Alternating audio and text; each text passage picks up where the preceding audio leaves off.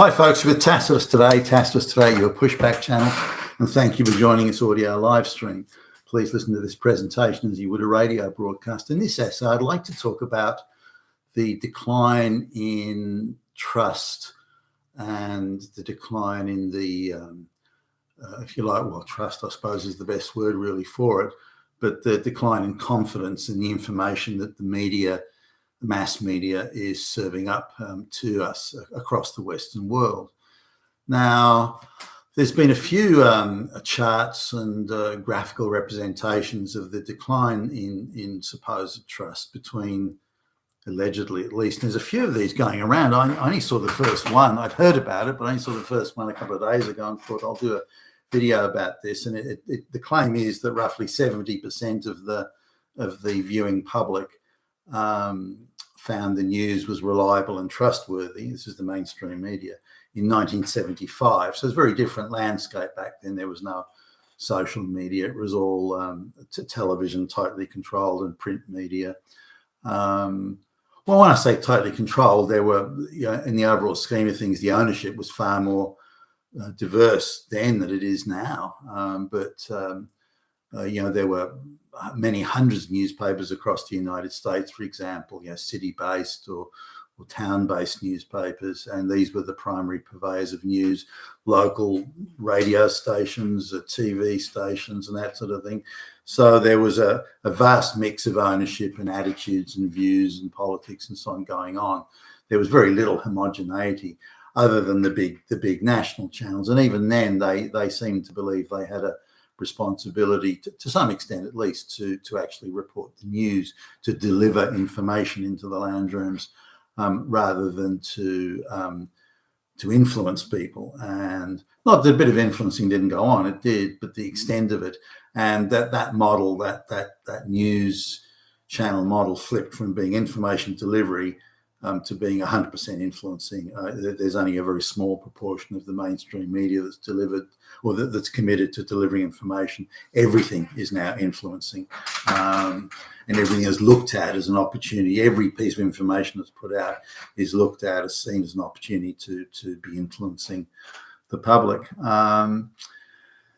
Now, in 1975, 70% of the public, supposedly, at least I'm looking at one chart now, and there are others that, although the numbers don't really differ that much, and one chart here is saying 71% of the public believed in the news in 1975. This other one says it's 68%. So they're quite close together. So I'll use just the approximate 70%. So 70% of the public believed that the news is reliable and dependable and honest and so on in 1975. Now, the difference between Republican voters and supposedly anyway, Republican voters and Democrat voters wasn't very much. You're looking at maybe a couple of points. So, Republicans were 71% and Democrats were 69 or vice versa, but they were all quite close together. The difference, there's barely any daylight between a Republican and Democrat voter in how they perceived the honesty and reliability and dependability of the news. And again, this is pre-internet and all that sort of stuff.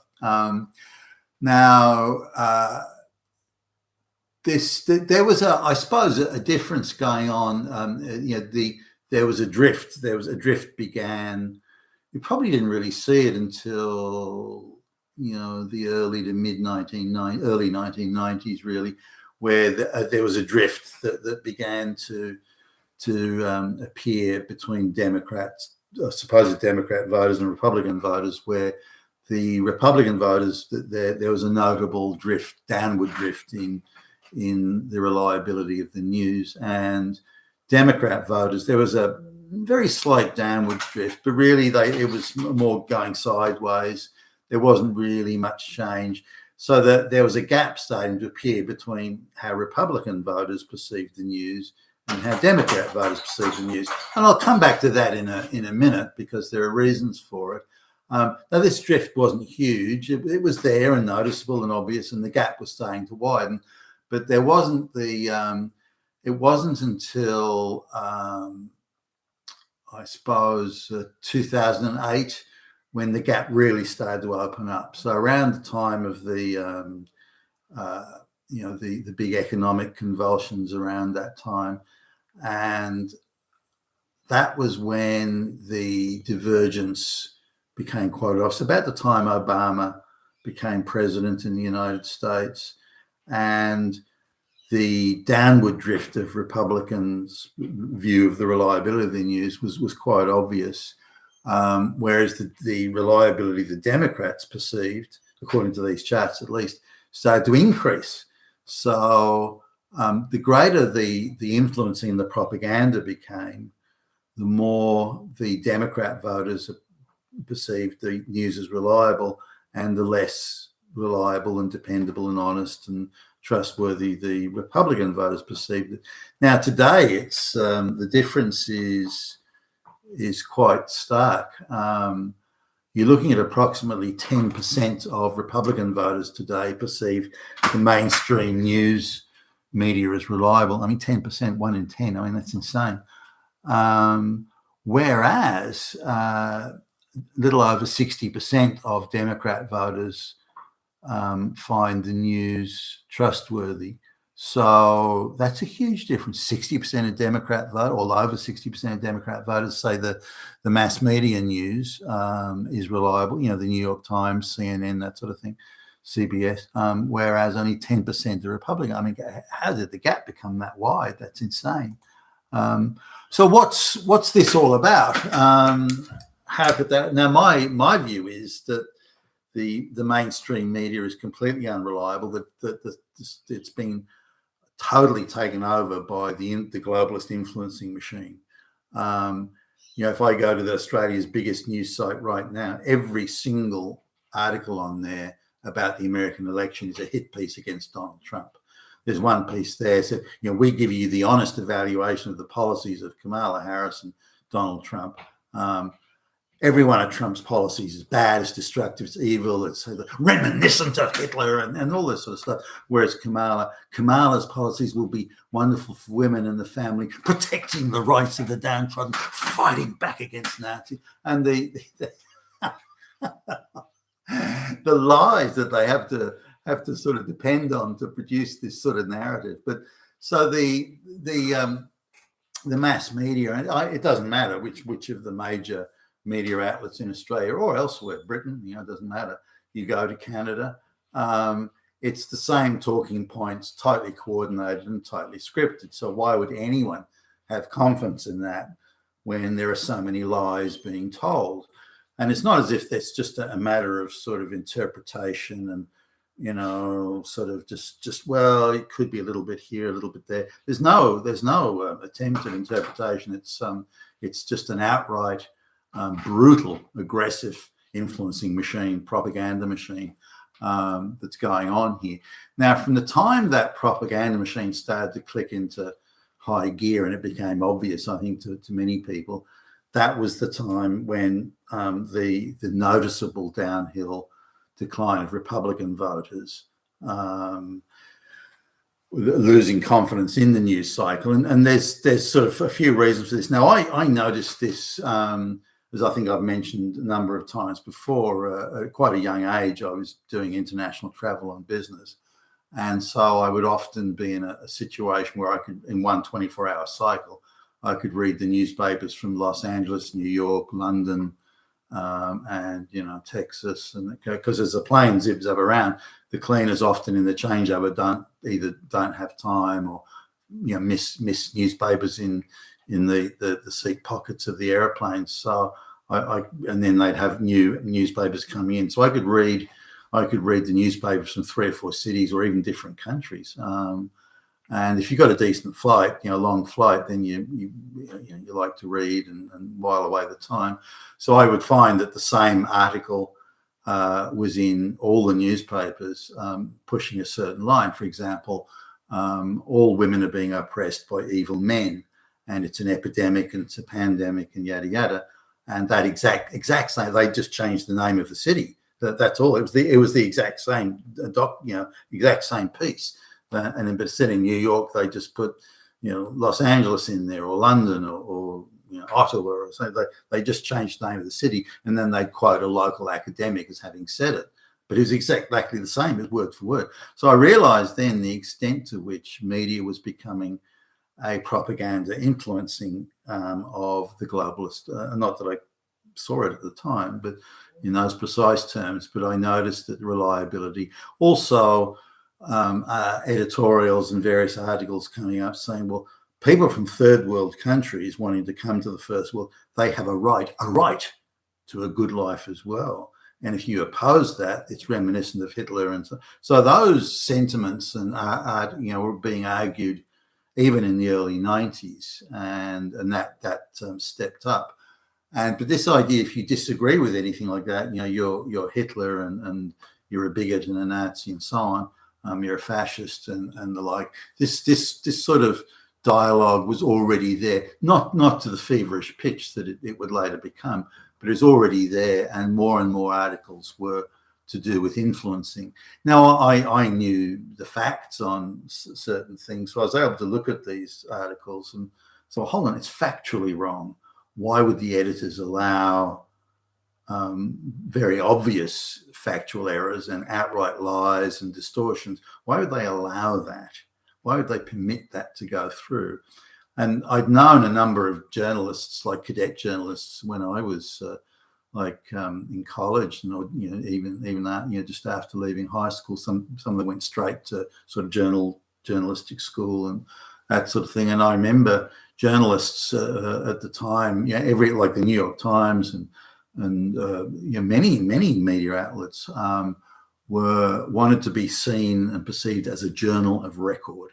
If they said it, it was true, unimpeachably, unquestionably true and accurate, and they'd done their homework on it to make sure. And if it wasn't true, they wouldn't print it. So we went very quickly from that model of news delivery, accuracy, reliability, dependability, honesty, and so on. We went from that to one where facts and accuracy were utterly irrelevant. Everything was dedicated to just influencing opinion and influencing the people rather than delivering information.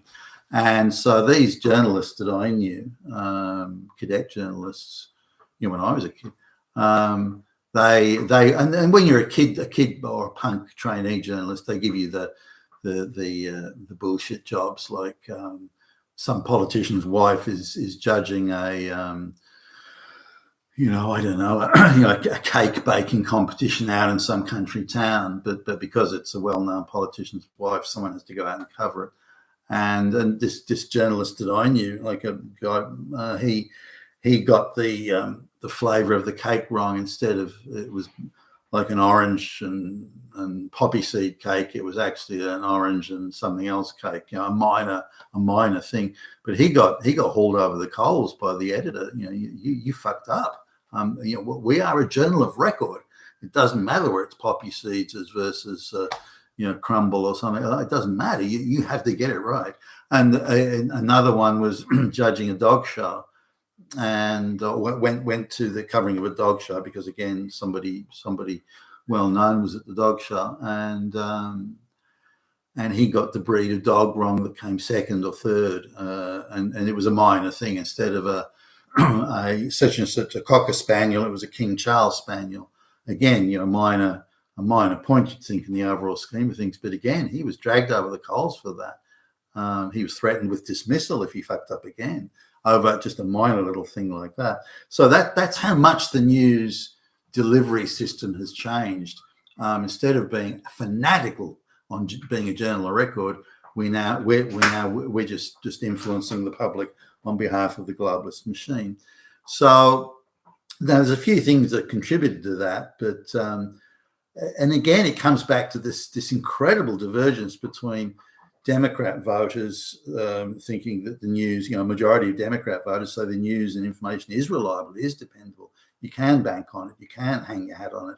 Whereas Republican voters, at least according to these chats I've seen, only 1 in 10 say it's reliable or somewhat reliable. I mean, that's just, wow. What can you say to that? But in many ways, I'm not surprised. And recently, I was at a lunch where talking to, this is a senior public servant, and he's been to an Ivy League high school. He's been to Ivy League universities. He's walked straight into a cozy job in the public service. He's now one of the highest paid public servants in the country. He lives in one of the wealthiest postcodes in Australia. He's going to get somewhere between $250,000 and $300,000 a year in retirement because he's thinking of retiring in a couple of years, and so he's going to he lives in an area that's 99.8% white. Well, all he talks about is how wonderful brown and black diversity is. I don't think he's ever met a brown or black person in his life. So he's we were talking about the election, which seems to be everyone's talking about it, and he was mentioning that it would be terrible if Trump wins because he's literally Hitler and so on, and then he was coming out with stuff that was obviously absurdly ridiculous, completely untrue, and not based on any fact. Even things like, well, if Trump gets in, he'll turn it into a dictatorship like in Nazi Germany.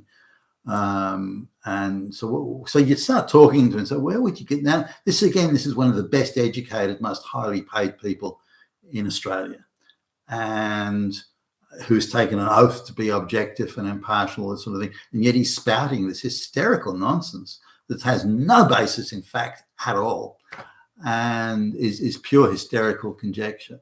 So talking to him about it, and he said, well, someone on CNN or MSNBC, or it was a headline in the New York Times, or this sort of thing. And you said, well, why would you believe? So, but he's convinced that's right.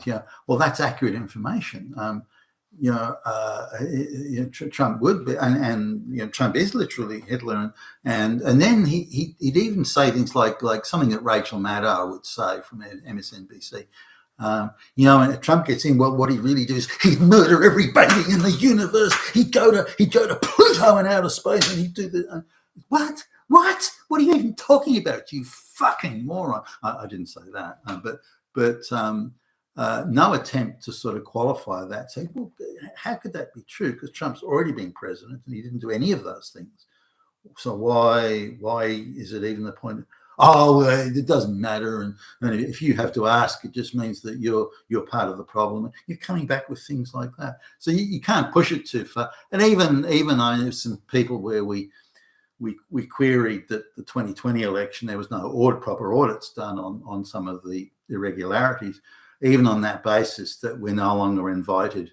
And we were fairly regular guests, that we're no longer invited to have lunch or dinner at that place, just by suggesting that audits of the irregularities on that election should have been done. Just on that, we're no longer, we're persona non grata. So the more hysterical the anti-Trump, say in 2017, there was a noticeable spike in Democrat voters approving of the news when Trump derangement syndrome was going off the charts, and there was these ridiculous, absurd, hysterical, accusations about Russia and so on going on that had no basis in any fact.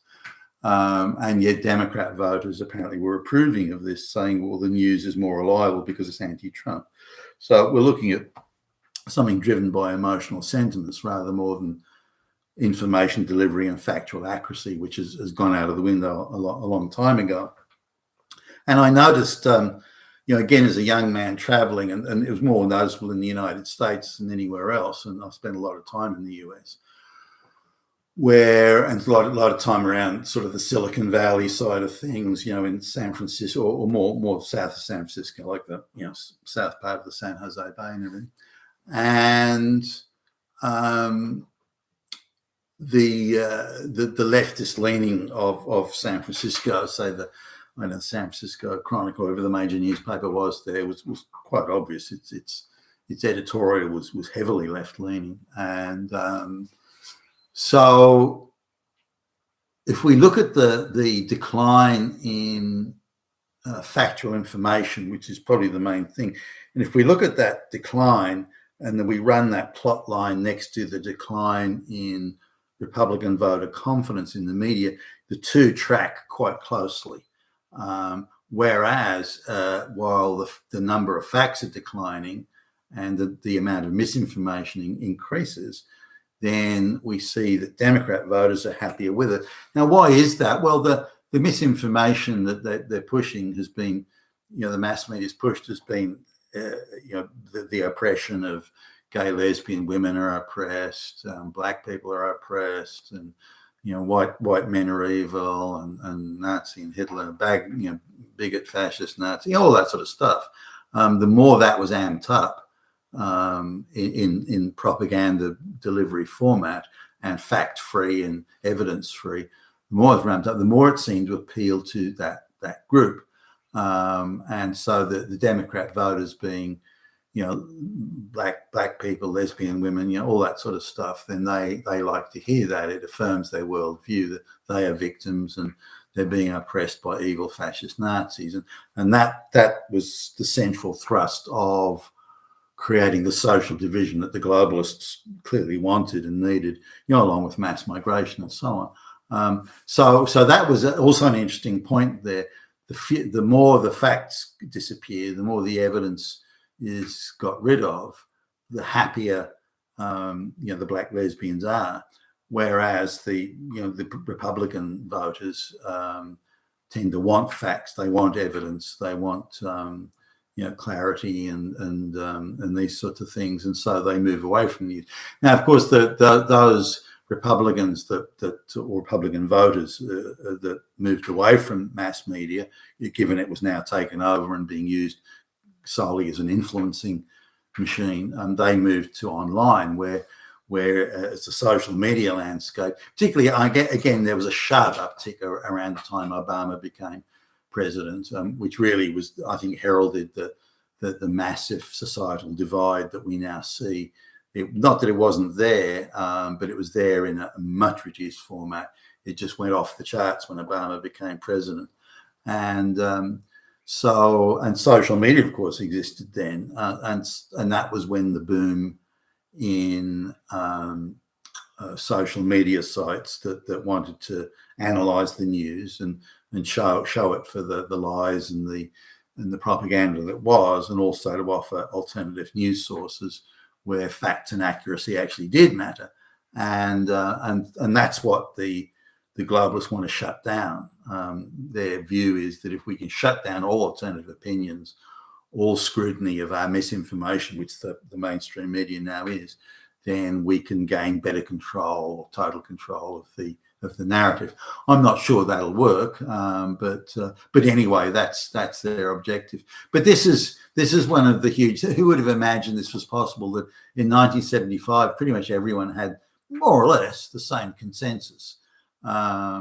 Certainly those that were viewing the mass media, and again, a far more diverse ownership of mass. Instead of a few globalist corporations owning everything in the media landscape, then it was there were economically viable newspapers all over the United States, all over the Western world, and those pretty much have been gobbled up by the same multinational influences that own all the other media stations. Now I want to come to the matter of if indeed Democrat voters are, according to these charts again, if Democrat voters are so enamored with these the mainstream media like the CNNs and the MSNBCs and cable, and of course the American Broadcasting Corporation and CBS and the like, and New York Times and so on, the LA Times. If they're so enamored of it, why are these media outlets not economically viable? If they are so popular, if they are so well thought of by 6 out of 10. I mean, if you look at the numbers here, if you look at Democrat voters and say, well, they're give or take somewhere around half of the voting population, that means there's well over 100 million Democrats in the United States, or Democrat voters in the United States. So, or potential voters, they won't all vote on election day, but 100 million nonetheless, or more than 100 million, and they all think that the news is 6 out of 10 say think that, and that's 60 million. Now, why is it that the prime propaganda shows on CNN struggle to even get 1 million views. Why is that? Now, if you've got at least 60 million people in the country that think that your news is reliable and dependable and want to watch it, at least 60 million, then wouldn't you be getting more views? But you'll notice that not a single one of these globalist influencing media outlets, not a single one of them is economically viable. Not one.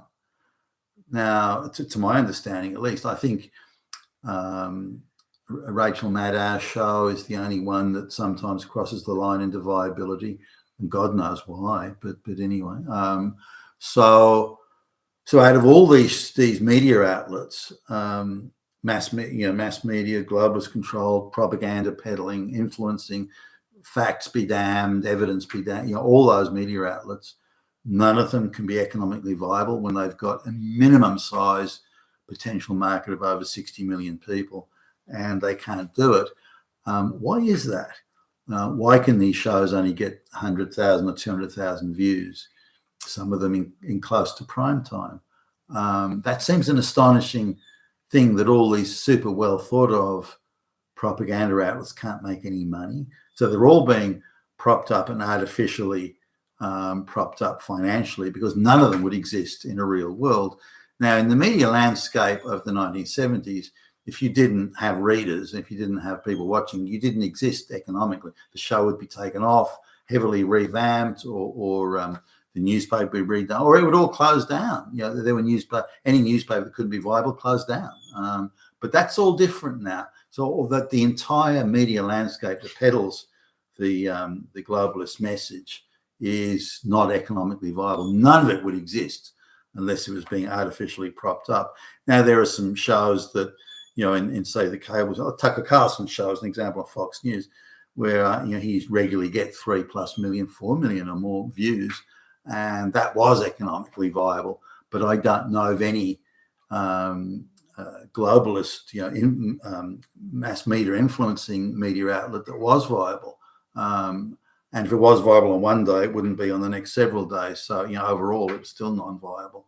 So again, how come there are so many Democrat voters approving of the mass influencing media, and yet the mass influencing media cannot be economically viable? So there's something not gelling there and something not working. You've been attached to us today, your Pushback channel. Thank you for listening.